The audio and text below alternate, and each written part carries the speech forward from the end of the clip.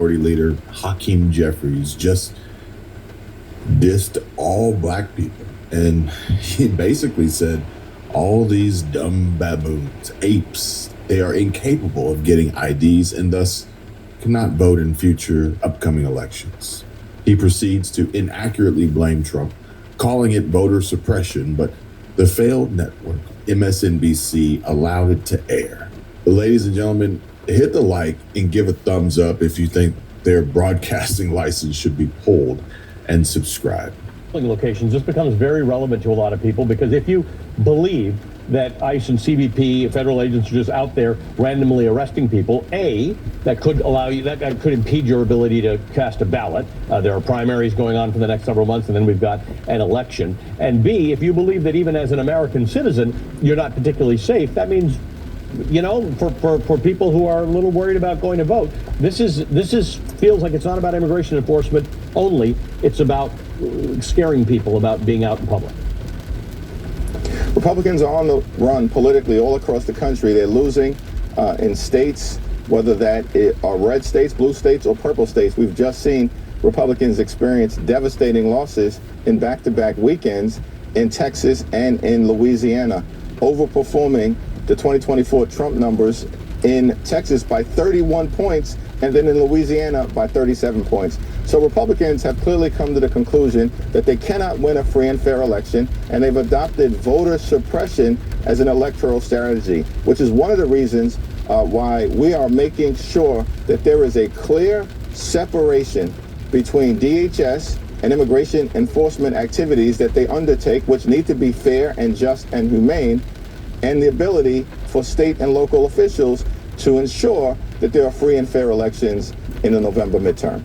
All right, so this ought to be career ending, but at the very least, just basic common sense. But so you see, Hakeem Jeffries just made a shocking announcement after the SAVE Act challenge completely backfired for Democrats. The Dollar's General Store generic version of Obama, Jeffries, just straight up dissed every black person in America with what he just said on live TV and MSNBC Now aired.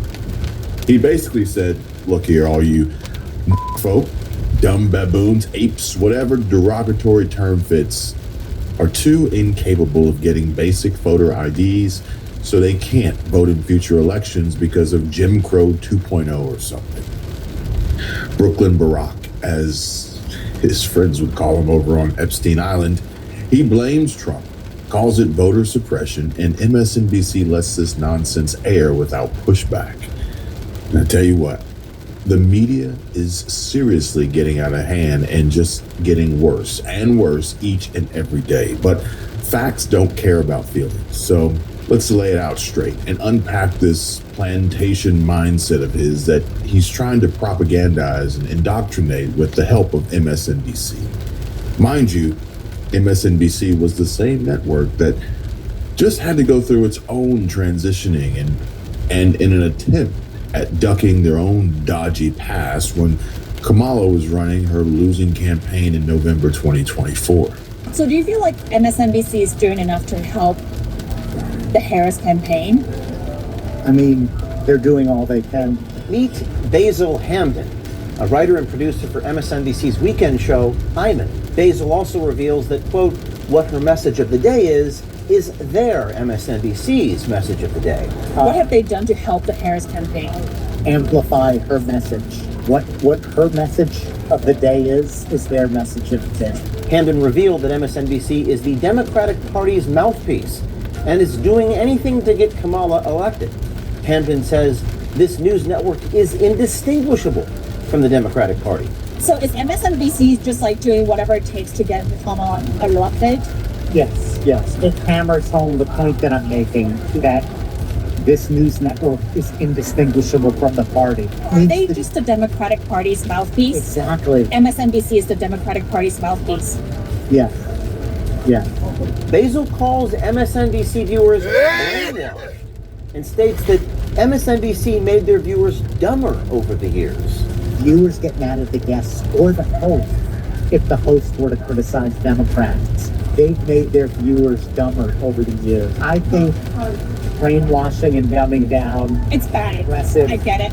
helps Trump. And when she's delivering these messages now, I think she keeps getting better. Kamala Harris is telling the truth. The hate campaign against Kamala Harris has begun. They purposefully pronounce her name wrong. But as a black woman, the product of a mixed marriage, she's an inspiration. I don't know, Nicole, vote for her or don't vote for her, but isn't it great to just have a positive conversation right now? And speaking of dumb, Hakeem is literally arguing that requiring the same photo ID you need to buy beer, board a plane, or cash a check is suppression. Suppression.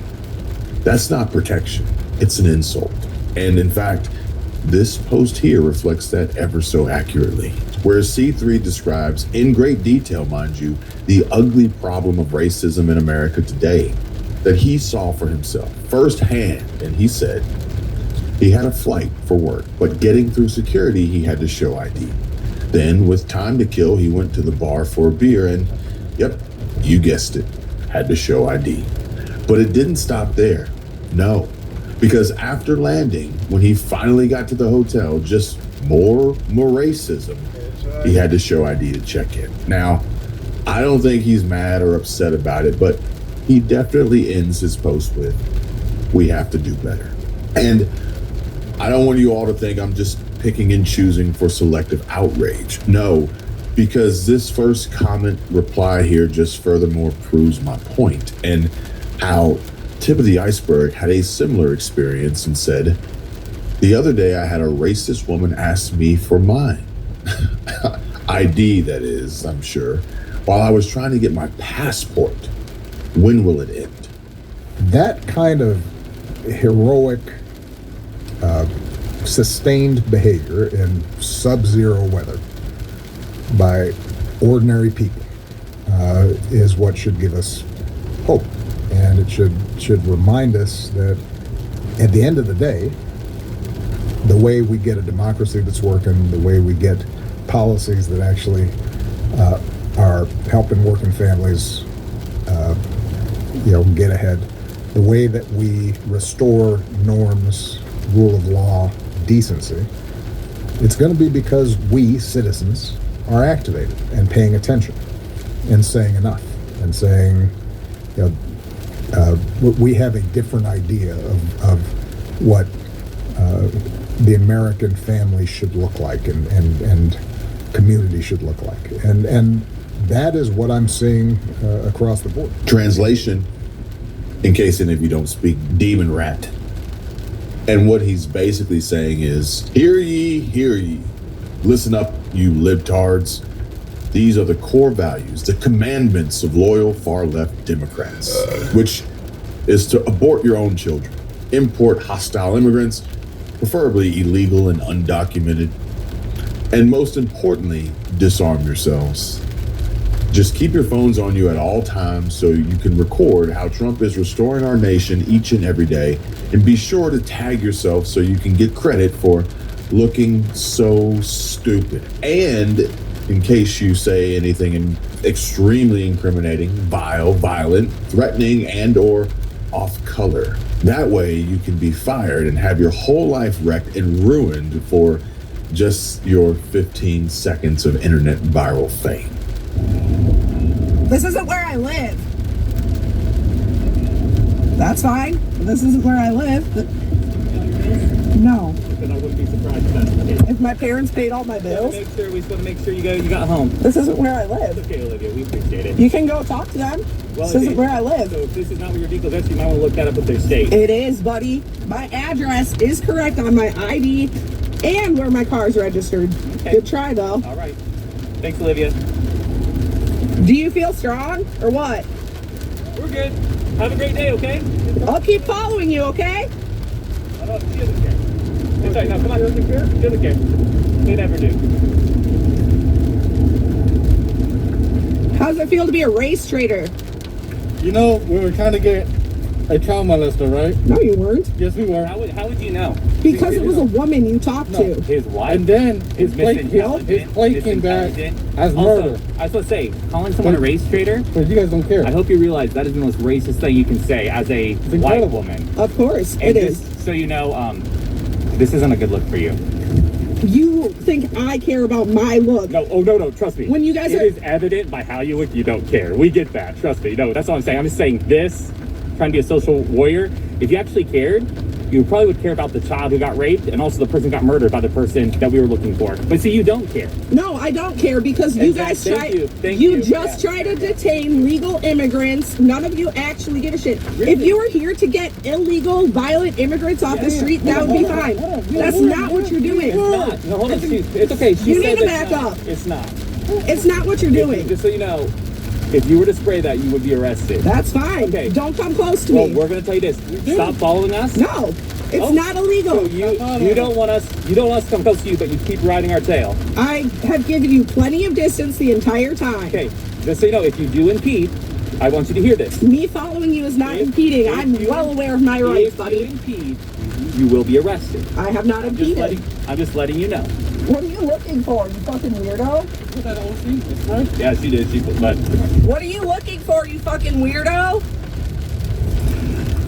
Olivia, had you impeded, then the conversation would have been from the backseat of their federal enforcement vehicle.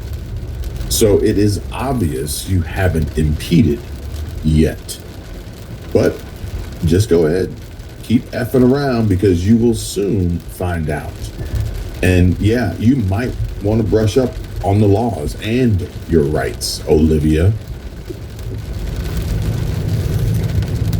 They currently have me pulled, they pulled to the side of the road, and then a sheriff's vehicle pulled up behind me, and they are flashing their lights now and coming out of their vehicle to quote-unquote talk to me.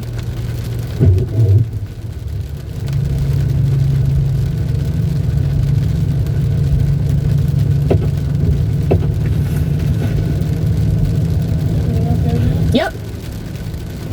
Yep. I'm fine. Yep.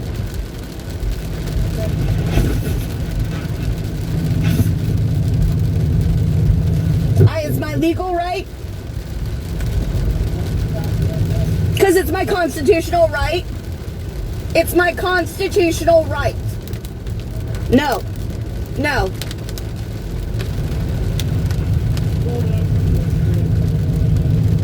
Oh, did I? I didn't do anything illegal. I'm not doing anything illegal now.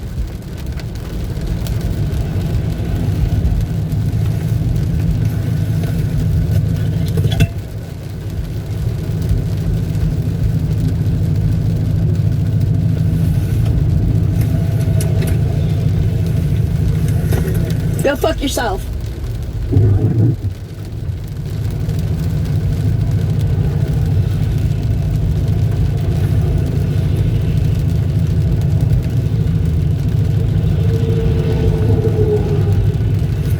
So they both came up, they took pictures of me, they took video of me, and they asked me if I was fine. They asked me to roll down the window, which I'm absolutely not going to do. We have seen how they treat people who roll down the window. And they really, really did not like it that they're being followed. So, yeah, fun times.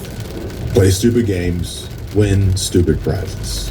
And it has been reported by Reuters that ICE is arresting people who harass agents by following them in their cars for impeding law enforcement, adding their names and photos to a government database, in addition to charging them under federal statutes that can treat persistent tailing and surveillance as criminal stalking or obstruction. Specifically, tailing ICE agents, especially in a coordinated or repeated way that places officers in reasonable fear of harm, injury, or serious interference with their duties. This can lead to arrest and prosecution under 18 U.S. Code 2261A, the federal stalking statute, whereas this law criminalizes traveling or being present in U.S. jurisdiction with intent to harass, intimidate, or place someone under surveillance if the conduct causes or would reasonably cause substantial emotional distress or fear of death or serious bodily injury to the targeted person or their family and immediate partner. Penalties can reach up to 5 years in federal prison or more if aggravated factors like threats or violence are involved. Yeah, so there's that, Olivia. Oh yeah, and yeah, I don't know. Let's say like how, for example here, let's just say how like 3 House Democrats face arrest for brutally assaulting ICE agents. The Trump administration is warning there could be more arrests after 3 House Democrats attempted to push through ICE agents and enter a New Jersey immigration detention center on Friday.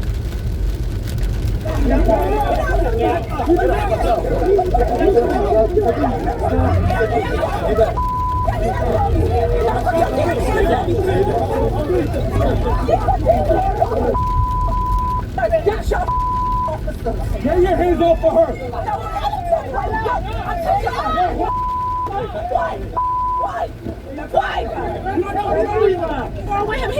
He just assaulted me! Worth mentioning, those lawmakers have oversight capacity. DHS had said, hey, we would have let them in with proper channels, but instead, you saw that play out. Those Democrats, though, they're insisting they are the victims. They didn't do any pushing and shoving, they insist. They're victims, all right. Victims of their own stupidity, it seems.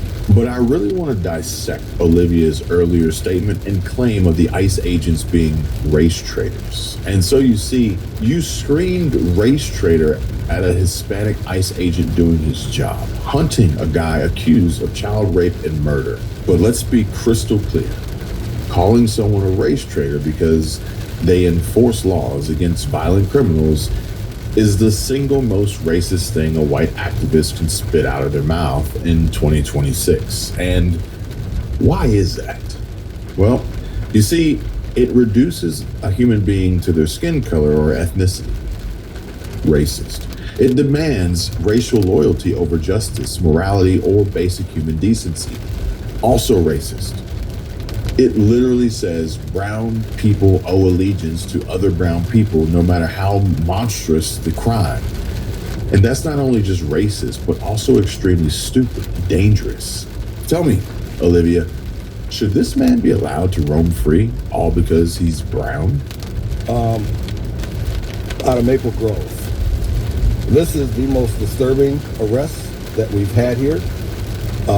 He is a backgrounder for ICE, Homeland Security, and federal agencies. So when you're getting your security clearance, this is one of the guys that does your backgrounds, which is kind of scary.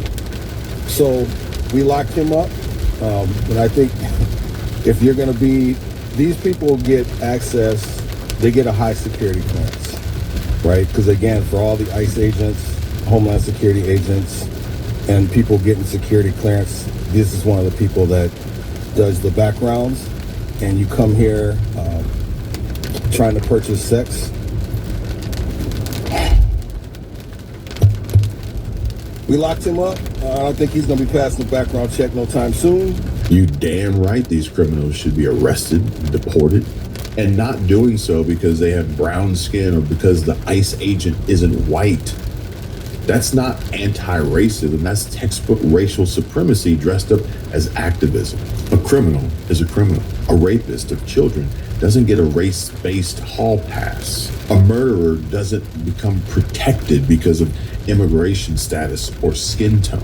An arsonist must be apprehended and thrown in jail no matter what.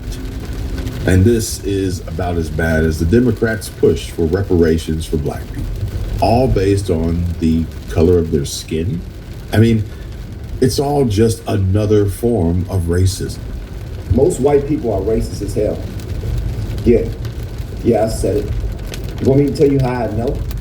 It's because I've been telling y'all to apologize for like 2 years now, and none of you apologize. I was telling y'all to pay me reparations. How much do I need? I just need like $13 a piece. From every white person, I'll be straight. That's all black people need is $13 from every black person. From every white person. And y'all can't even do that. And you call yourself patriots. You call yourself, how am I gonna pay my bills if you don't give me $13? If you don't pay my reparations, how in the hell am I gonna get to where I wanna be financially? How am I gonna start growing my business? How am I gonna be able to run ads to receive more business over here if you're not gonna invest in it? And you don't feel obligated? It's your fault that I'm over here in the first place. I'll be hanging out in Zamunda or Kenya or Zimbabwe or Ghana at this moment, having a good time, dancing my ass off, basking in the sun, speaking 10 languages. But because of you, I only speak one.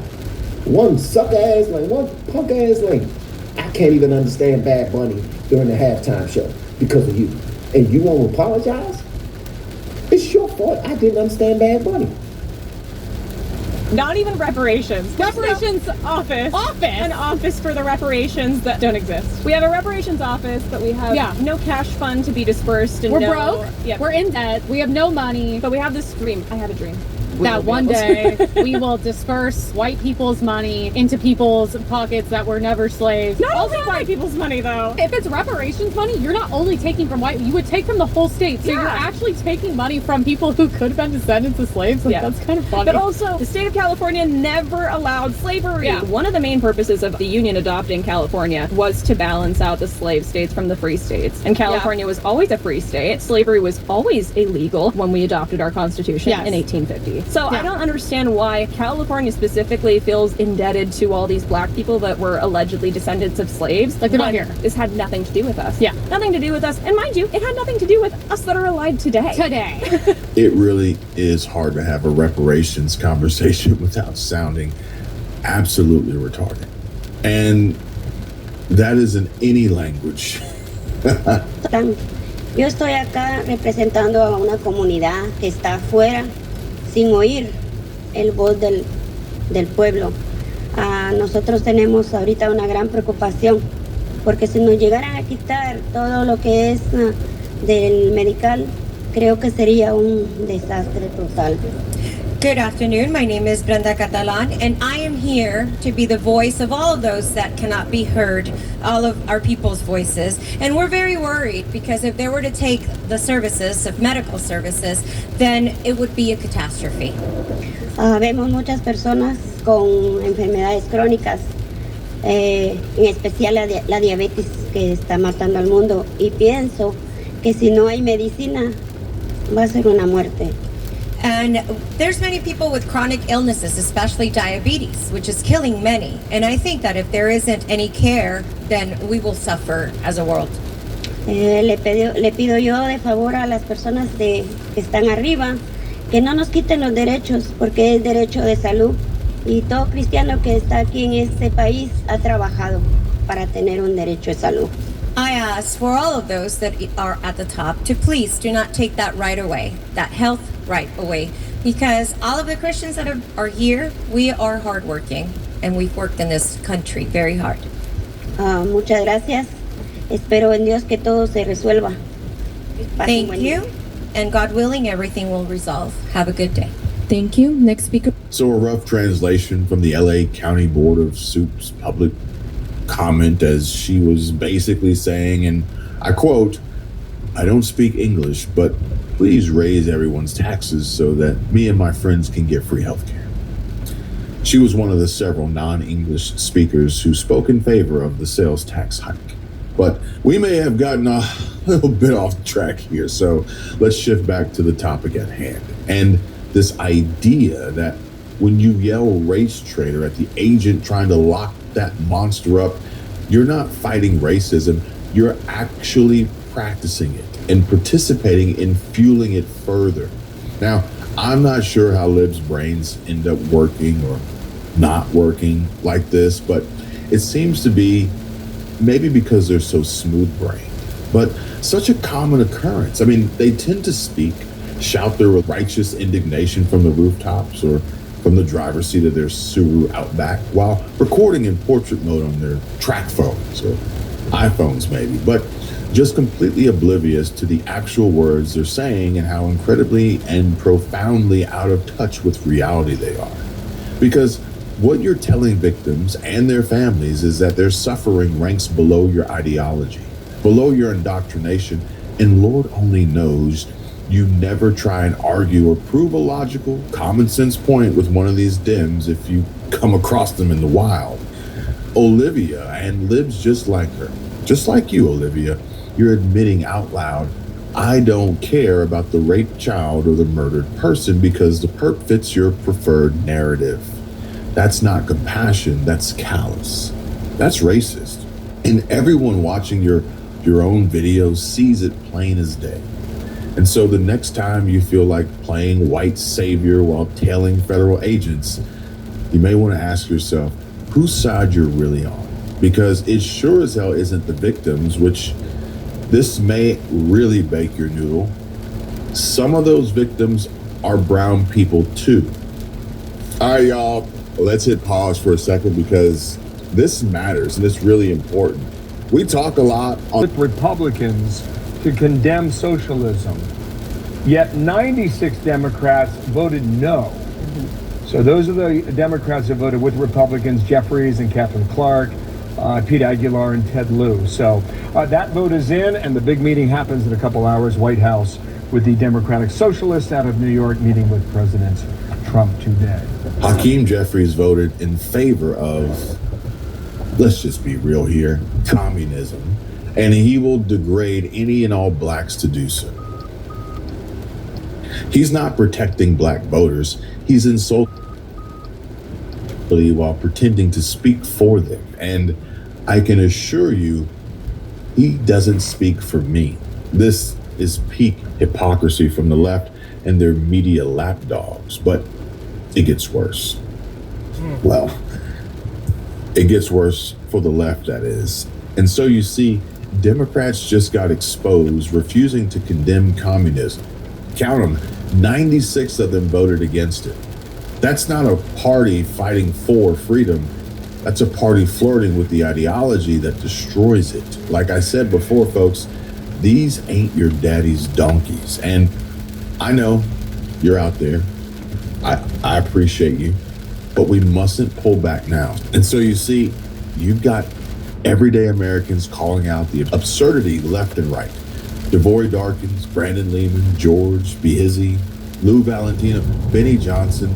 The list of independents goes on and on. Many, I bet you all are subscribed to.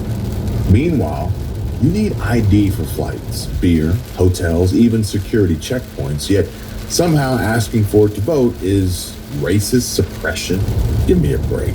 I don't see how anyone is buying this bull crap nonsense, let alone it is clear as day how the Democrats, contrary to what lies Hakeem chooses to tell on MSNBC, the Dems have been cheating elections for years, and they aren't letting up now or gaining a conscience. No, they are in full-blown panic mode now because they know how powerful we are, how strong Trump is, and they are scared. It should shake every single American in their shoes. I hate to say this, but President Barack Obama, there is now incontrovertible evidence that he was the spearhead of a seditious conspiracy to subvert the will of the American people and overthrow the United States government back in 2016. We must, absolutely must, hold every one of these criminals accountable for the crimes that they committed. They are the most heinous crimes committed in American history. James Comey, John Brennan, Clapper, Rice, Biden was in the meeting in July 28th in the Oval Office. They briefed Barack Obama on Hillary Clinton's plan to, quote, tie Trump to Russia collusion lies. It consumed our national discourse for 5 years. It undermined a sitting, duly elected president. It sabotaged administration. It framed a three-star general. It destroyed and ripped this country apart. We had a constitutional crisis, the likes of which I don't think any American can fully comprehend.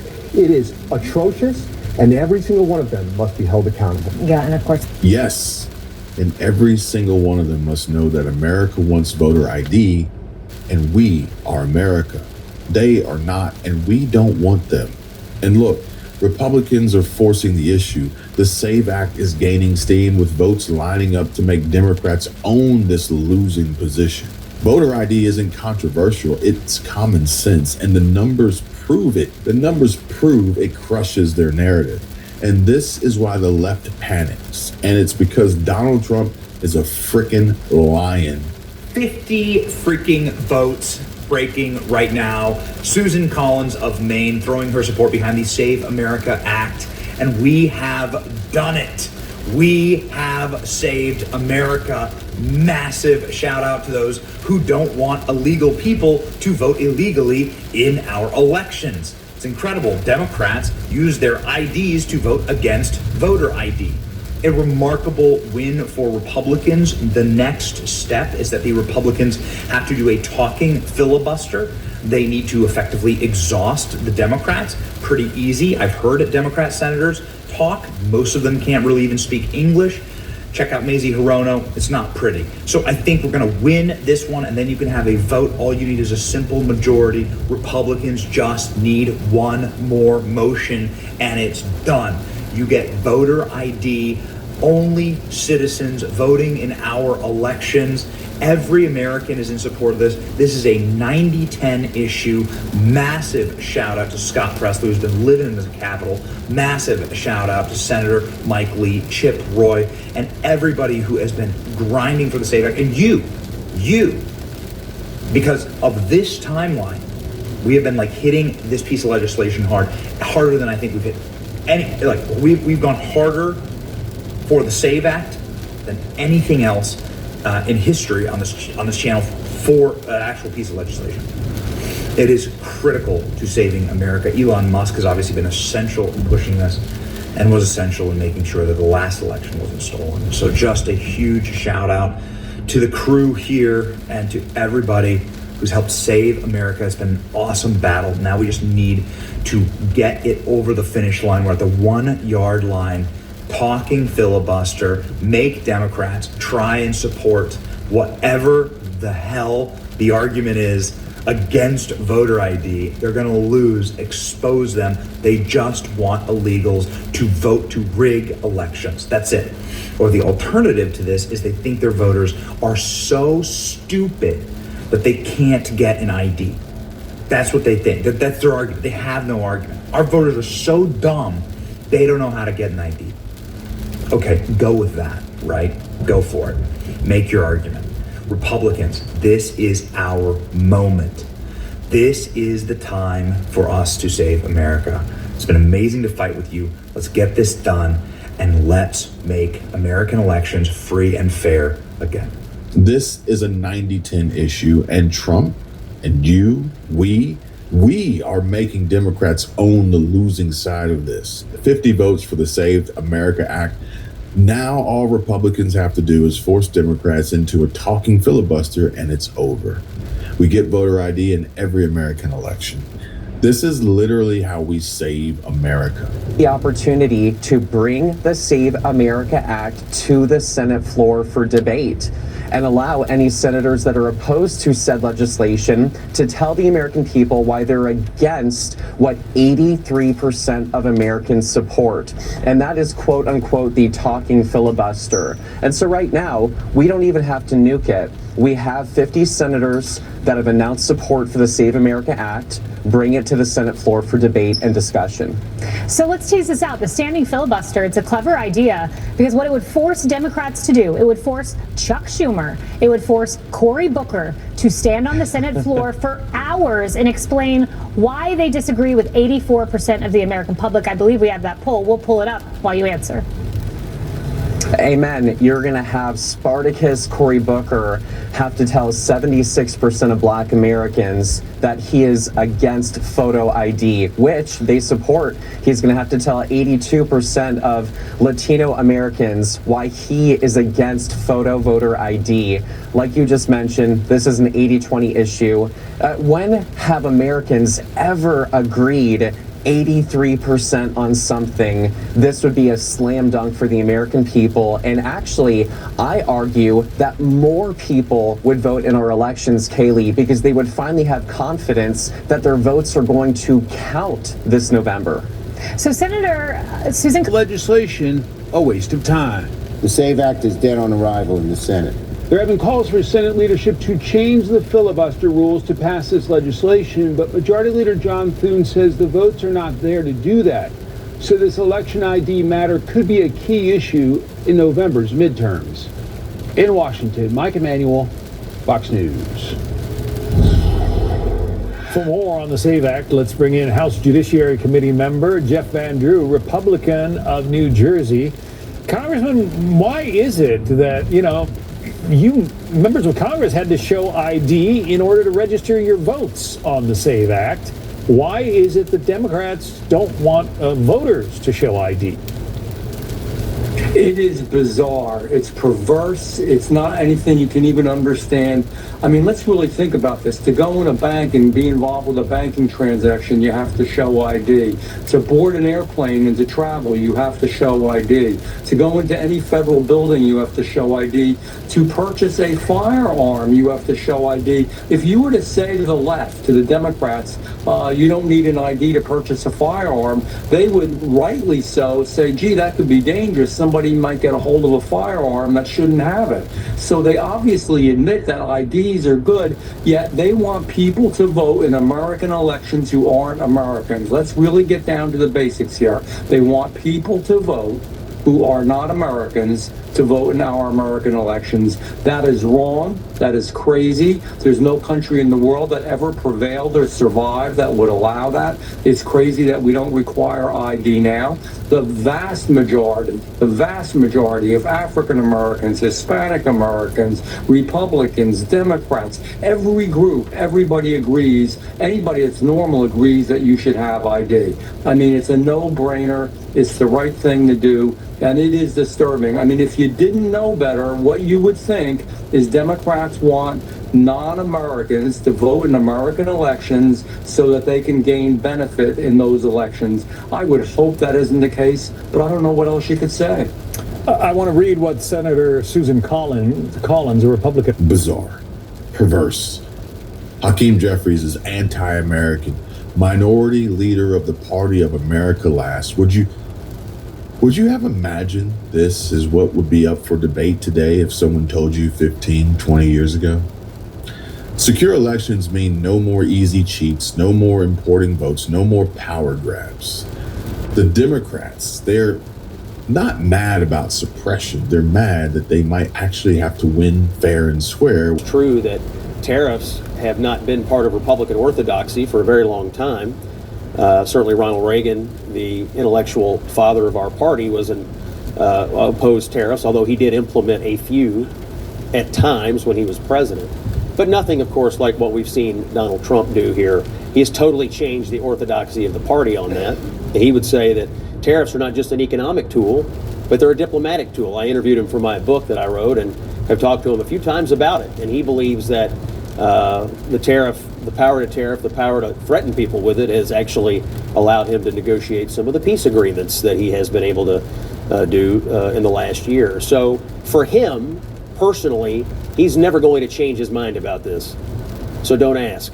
He is firmly in the camp of believing that tariffs are a powerful tool for reinvigorating American manufacturing and also giving the president a diplomatic weapon. Now, what will the future hold? Would a J.D. Vance wield them as strongly as Donald Trump has, or would a future Republican? Hard to say, because they're not going to inherit the same necessarily economic conditions that Donald Trump inherited. And they're going to have had the benefit of seeing how it worked for the last 4 years. And so the true answer is, I'm not sure, but I will tell you this: Republicans today are far more open to their use than they were before Trump came along. And it's not unusual for a president or a presidential candidate to change certain aspects of the party's platform. I would say tariffs, certainly for Trump, this is the biggest departure in Republican orthodoxy. Even though he's changed a few other issues, this is certainly the biggest departure. Yeah, Anna? I agree that it's a diametric the departure from what the party. We were the free trade party. That's what it was. That's what it was for all the time I was growing up as a Republican. I remember the moments when the NAFTA was crafted and approved, when CAFTA, the Central American Free Trade Agreement, was crafted and approved. I actually worked on that. As far as the future of tariffs, I think that if a Democrat wins, it's funny because when Biden did win after Trump won, he kept some of the tariffs in place that Trump had placed. So Democrats have been far more ideologically pro-tariff than Republicans. And I don't know that they would fell swoop get rid of them. I think that the country has gotten more accustomed to the way that Donald Trump deals with tariffs. If you remember when he first announced all of these across-the-board tariffs, the market went crazy. Nowadays, the market barely blinks anytime that he says to Canada, "You're not supporting me. I want Greenland. I'm going to impose, more tariffs on you." And the market kind of shrugs it off, which is something that Donald Trump cares about a lot, what the market does and how that reacts. I am not at all comfortable with the way he uses it as a cudgel. Scott calls it diplomatic. I call it extortion. But to tell you the truth, whether I like it or not, he has managed to bring countries to the table and force them to make deals, with some very notable exceptions. He's also caused great pain to some particular sections and sectors of our economy. Farmers, soybean farmers have gone through a ton of distress. There's now a bailout for them, but if anybody here comes from a farming family, farmers don't want to be bailed out. Farmers want to be self-sufficient, and I think they've been very, very hurt by some of what we've done. I think tariffs is not something that you're going to see the long-term effect of for a while, and so I think they're here to stay. May I add one thing for you aspiring political scientists out there? Policies often follow constituencies, and if you look at the supporters of tariffs, they tend to be unions, as Anna alluded to. That's why Democrats were more friendly to tariffs in the past. But if you look at rank and file union support, it is gravitating towards the Republicans. And if you look at what the, say, president of the auto workers would have to say about tariffs, strong supporter. You look at who the rank and file auto workers voted for in the last election, it was President Trump. And so to the extent that the constituencies of the two parties have changed somewhat, if that remains the case, you are likely to see policies continue to follow those constituencies. So if unions and rank and file union members continue to follow into the Republican Party, which is pretty new for me. I've been in politics for 25 years. We fought the unions for a long time. Now they're, to some degree part of the party's coalition. But if they continue to be, whether it's J.D. Vance or someone else, they're going to have a strong incentive to continue to enact policies that those constituencies like. And so, we'll see what Vance wants to do with it in 2028. But don't discount the ties between policy preferences and constituencies to keep things going or to change things if those constituencies go away. Yeah, absolutely. Thank you for that, Scott. Under the past two Trump administrations, the Republican Party's, I think it's fair to say, relationship with kind of big business has changed. Just recently, Senator Josh Hawley expressed his support for capping credit card interest rates. President Trump endorsed a similar measure along with Senator Elizabeth Warren, two you don't typically see lining up together on the political stage. And the president also announced a proposed policy to ban large institutional investors like Blackstone from buying single-family homes. These policies have been described by President Trump and by the Republicans who back them as policies that will tackle the affordability crisis, lower cost of living for Americans. Anna, we'll start with you. In your opinion, how should the Republican Party today and in the future approach regulation of the private sector, maybe specifically with thoughts to cost of living and the affordability crisis we're currently in? You hit upon something which I think is very interesting. There is, in my view, a strong change between Trump 1 with big business and Trump 2. Trump 1, he had somewhat of a contentious relationship. Trump 2, you saw them all sitting in the front row of his swearing in, and they're constantly at the White House. You've seen people who differ with him vocally on a number of issues like Bill Gates, like Tim Cook, social issues, coming to the White House and basically kissing up to him and saying yes, sir, to anything that he proposes. So he has very successfully, with some very few exceptions, very successfully managed to get big business and the big moguls to capitulate to him, along with big law firms and big media and big institutions, big universities. A lot of big things have capitulated to Trump. Look, we saw in 2008 with the failure of the banks that not having some sort of regulation, if you leave these folks completely unregulated, you are bound to have problems. I don't think they're folks that I don't think that business folks should be left to be unregulated and run amok. And I think the only person who could get away with the proposals that you just mentioned, the housing proposals, and is Donald Trump. If anybody else, if a Democrat had said we're capping the rates on credit cards, big business would have gone insane and called them radical liberals, as Scott says, and communists, and what are you trying to do? If a Democrat had made the housing proposal of no housing institutions to buy, no Blackstone to buy housing, they would have said the same thing. But Donald Trump, I think, has a lot of leeway to say and do some of these things. I think he's going to encounter some opposition from Republicans and also from Democrats. But I think he has managed to wrangle big business to his side, and they're on their best behavior right now. And to be clear, do you think that's a good thing? I think it's a good thing when an administration and business, which is such a source of jobs, such a huge part of our economy, are working together instead of being in a contentious relationship. Sure. Thank you. Scott? So we're in a populist era. I think Anna correctly identified the break point, 2008. And a great many people out there, even people who consider themselves to be small government conservatives, had a feeling that some intervention was required, should be required. Trump comes along, not an orthodox conservative, not a lifelong Republican, and says, well, why don't we use the government to impact outcomes that we want, or that are good for us, or that are good for the constituents that have gravitated to our cause? Why do I have to be hemmed in by old ideological lines that I didn't draw in the first place? So that's what he has done. He is engaged in a very muscular sort of regulatory, or at least rhetorical environment when it comes to business. When businesses do things that he likes, he treats them well. When businesses do things that he doesn't like, he comes after them with the full force of the presidency. Take the pharmaceutical industry, for instance. At times he has bashed them, and at times he has praised them for, say, onshoring manufacturing into the United States. The part of big business that he seems to be close to right now is big tech. The tech guys, I think, have figured out how to deal with President Trump, and they, of course, are very close to Vice President Vance as well.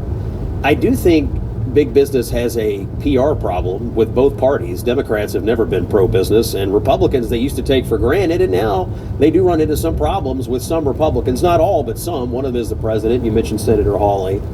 But this is this new, more muscular Republican populism that has sprouted up in the era of Trump. And it's not just Trump, it's some of the people who've gotten elected since Trump became the leader of the party. I think this is going to continue to be a strain of republicanism. You're going to still see people out there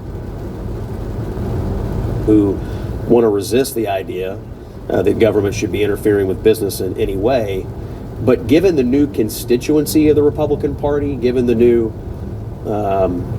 populist attitude of some of these new constituents, I think you're going to continue to see a willingness of some Republican leaders to intervene against business if they feel like it's good for their constituents or good for the people who put them in office. I don't really anticipate this going away, to be honest. I think it's going to continue to be part of the Republican brand. Now, on the Democratic side, they're very hostile and have always been, but are increasingly hostile to capitalism of any kind.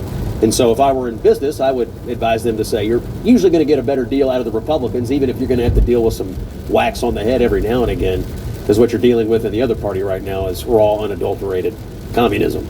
But among the Republicans, there is a willingness to say, look, I'm not going to let you run amok and do whatever you want to do, because we've seen the wages of that in the past, and you've not always done things correctly. And I don't foresee that going away, particularly with J.D. Vance. I'll just close on this, who I actually think is even more likely to be an interventionist when it comes to business than Trump. I think Vance's brand of populist conservatism, where he comes from, is not too far from where I come from. And, there's still a lot of New Deal DNA in the people of Appalachia, where J.D. comes from. And I think you'd see that if he becomes the president. Thank you, Anna. If you want, you have 2 minutes to respond to that. Otherwise, we can move on. Okay. No, I think one of the things that I do think is significant is that Trump comes from the business world, and he comes from the New York elite business world. So, a lot of these folks that he has in his cabinet, that he's having come in for meetings constantly. He's got Jeff Bezos eating out of the palm of his hand, paying $40 million for a documentary on his wife and $35 million more on PR. So I think Trump has made tremendous change. I will also tell you this: if Kamala Harris had won, all of those folks that you see around the table right now praising Donald Trump would be in the White House celebrating Kwanzaa dressed in dashikis. So, oh yeah. You know what? I agree with you. A, B, but she raises a point about business that I think should be said, and that is one of the reasons Republicans became weary of big corporate America is because of their embrace of DEI and other social engineering policies. And after years and years and years of being effectively partners with big business, Republicans saw corporate America start to fall to this sort of crazy liberal ideological campaigns. And some Republicans started to ask themselves, why are we always doing the bidding of these people when they're constantly doing things internally that we think are stupid or that we hate? And I think when Trump got reelected in 24 and he he eliminated DEI, federal government, with an executive order, and his rhetoric on this and other corporate policies is pretty clear. It actually created a little bit of a permission structure for corporate America to kind of get rid of it too. But that's one of the problems they have with the Republican Party, is that on the one hand, they want Republicans to do everything they want them to do on regulations and taxes and you name it. And on the other hand, they want to try to appease all the interns who, are tweeting at the CEOs about this, that, and the other. And so, I don't know, I think Trump coming along was a good chance to reset for corporate America, truthfully. It was a good reminder about what their purpose is, to turn a profit, not necessarily to re-engineer society. Absolutely. Well, we're going to move away from economic questions right now to just kind of one on foreign policy. We'll start with you, Scott, and then we'll move to Anna on this one.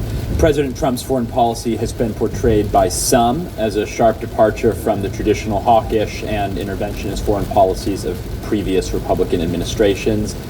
And at the same time, the president's critics have decried his willingness to intervene unilaterally and his insistence that our NATO allies pay their fair share. We can try to jive those two complaints about the president's foreign policy. But going forward, as Republicans, what role should America play in the world, and what role should our allies play in our own foreign policy? Scott, we'll start with you. Well, my view about Trump's foreign policy is that it very much fits in with traditional Republican orthodoxy.